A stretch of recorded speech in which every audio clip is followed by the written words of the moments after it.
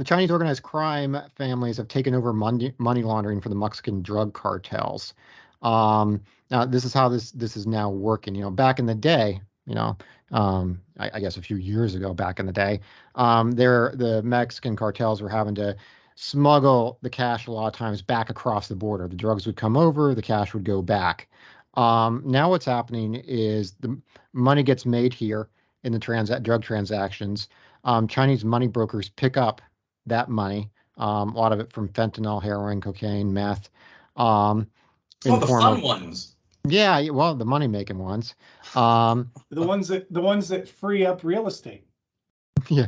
So Yeah. so that money that gets picked up as the cash form, and that gets sold to Chinese customers who, remember, China's got a limit on how much money you can legally take out of China, Yeah. right? So this is all really kind of built as a way around that. So the Chinese money brokers, they pick up those proceeds, and then that cash is sold to Chinese customers who want to spend the money, and a lot of times that ends up in real estate. And then those Chinese customers pay for the cash in China, and the cash in China is used to buy items for export to Mexico or South America, where those goods are then sold, and that turns into cash, and the cartels get the money in cash. I'd be curious about two things. One, how do you enforce this to minimize the leakage, as it were, right? The skimming, which would happen, which is normally what, 5 to 10%. We've all seen movies. This sounds like it could be any magnitude. Well, right? actually, this is one of the reasons why it's becoming the model, is because I don't have the numbers in front of me, but I think the percentage are something like a third of what they used to be. Because one of the things about this model is the Chinese criminal organizations, they're not making their money so much off the Mexican cartels. They are charging that, but they're making most of their money on the Chinese side. I was going to say, The on the Chinese product want to get development, their creation, the goods, everything else. I know it's a genius model, but yeah. somewhere, somehow, you've got enforcement issues all along the way. And then if Chinese nationals are buying the real estate, how does that benefit the Mexican cartels? Well, With the Mexican everybody ownership, gets. but remember, years ago, and I think it was, the orange dude who shall not be named put kind of a stop to it. With EB5, EB5 was essentially financing, and the majority of the money was coming from China, to the tune of hundreds of millions, if not billions. I did an EB5 deal or two in my day, but they were legitimate deals. There was legitimate people. The money was not coming from Mexican cartels through China, because you said this is only the last few years. So Well, keep in mind that the beauty of this scheme is that the money doesn't have to move, right? The money just changes ownership. So the money in the U.S., it just changes ownership from the cartel to the Chinese buyer, and then basically those goods getting sold into Mexico or other markets for pesos or whatever, the ownership of that just changes from the Chinese seller to the Mexican cartels. It's like you get a marker in one place, you trade it in a different place, and this sounds oddly familiar to a banking system that used to exist thousands of years ago. And or one that somebody's trying to create now called crypto. Well, no way. You're based on the same principle. Yeah. And then if it ain't broke, don't fix it. It's worked for thousands of years, and it's a really smart system. I'm not sure how to comment on this. I'm impressed. Yeah, I think this is actually not something to feel good about or happy about, but this is definitely going to help fuel. Please. What was that? I'm not happy. I said it's an impressive system that they've created. I'm not saying. No, I'm agreeing with you, and I'm also saying. Well, let me reverse question you guys. Would you accept Chinese or Mexican money that's here in the United States at this point? Well, how do you know? A real estate project? How do you know? That's what I mean. Without knowing and without being able to, verify or trace the fund,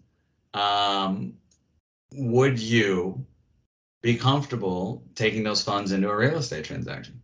I think you would, just because of, how this works.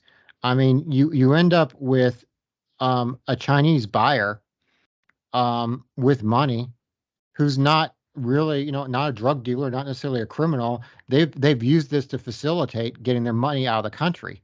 You're not dealing with some guy who turns up to your house with a gold-plated AK-47, where you're kind of like, I know what he's up to. I mean, that's part of the problem with this system is it's in terms of at the transaction level, it's really hard to pick it up or see it. It's theoretically what you're saying. It's a good guy helping out a bad guy. And then we're helping the good guy. But by we, who are you talking about? You? I was talking about Steve, because Steve said he couldn't tell, so maybe he'd take the funds. I don't know. No, Look, I I'll be think honest. that's, yeah. You're right. It's impossible to tell, and I can't say that I wouldn't take funds. I would, and I am always circumspect. I always try to choose my investors and my partners very wisely and make sure that I know everything I can about them, and try to keep all of my deals above board and do everything exactly the right way, right? But it does add a wrinkle at this point. It makes Yeah, it very hard to know what you're taking in. So I mean, I don't know.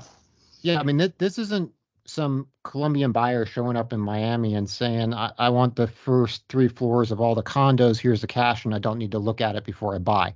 I mean, You this mean isn't it's this isn't that. the Nakatomi Tower? Yeah.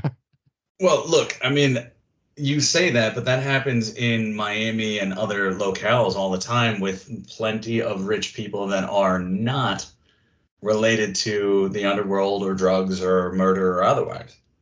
I saw an article today that Lionel Messi is going to move and play for Miami MLS at this point, and he turned down an offer for the Saudis that was going to pay him $400 million a year. And I believe 400 million in the article was a typo. I think it was euros. No, it was the equivalent.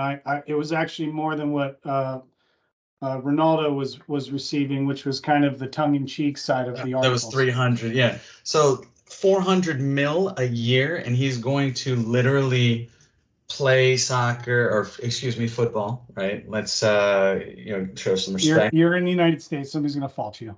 Okay, soccer. So maybe Messi. But the point, thank you, Ted Lasso. The point is, he's going to sit there and he could walk in and buy 2 or 3 floors a year, and no one would bat an eye. So I mean, not every time is it going to be something nefarious.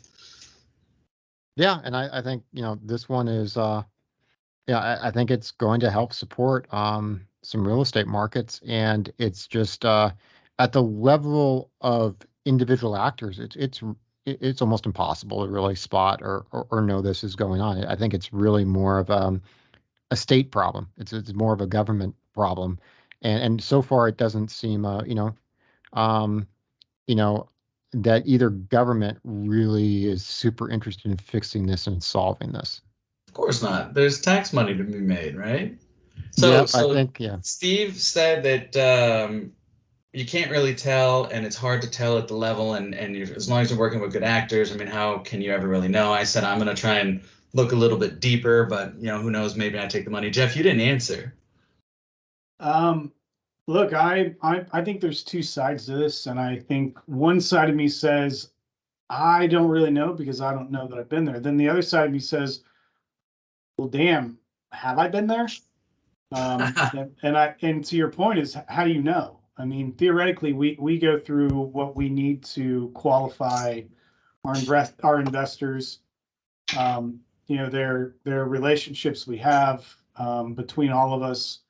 But the truth is you really don't know. You really don't. You can't know everything. I mean, to your point, you mentioned movies and shows and all the rest of that stuff. Hell, I mean, even in some of those movies and shows, nobody had any idea that anybody was doing anything wrong until it was blatantly obvious. And the truth is, you just can't always know. I always think to myself from this side, maybe this answers the question, is I think to myself, damn, if somebody is this smart, why don't they just do things the right way and they'd make a lot of money?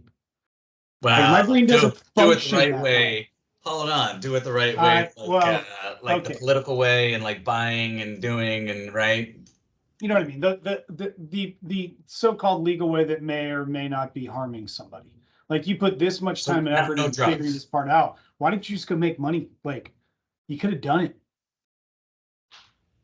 Like it just Yeah, seems odd, you know. So I don't you know, my brain doesn't function on that level. I think to your point, you just don't know, and you try to figure out who you're working with. That's the whole yeah, point. and yeah, I really think this is more of a government issue, and I think probably one of the reasons the government's not doing much to address this is for the U.S. You know, the money is in the U.S. It's getting spent in the U.S. There's kind of an incentive not to put a stop to money getting spent in the U.S. And then for the Chinese, what's the flow? The flow is exported Chinese goods are going to other You countries. found There's an incentive not to stop that flow.